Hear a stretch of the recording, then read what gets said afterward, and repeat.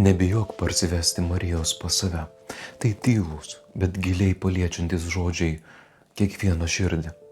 Juozapas išgyvena sumišimą ir baimę. Jo gyvenimas klostosi visiškai ne taip, kaip jisai tikėjosi, kaip buvo suplanavęs. Jisai susiduria su situacija, kurios pats nepasirinko ir kurios iki galo nesupranta. Tai primena daugelio žmonių patirtį šiandien. Pagalvokime. Netikėta liga šeimoje, atsakomybė, kurios neplanavome. Sprendimas, kuris keičia visą gyvenimą.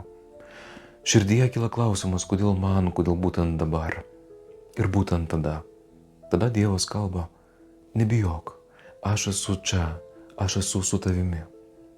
Juozapas lyg tai atspindi kiekvieną iš mūsų, kai esame kviečiami labiau pasitikėti Dievo žodžiu negu savo planais.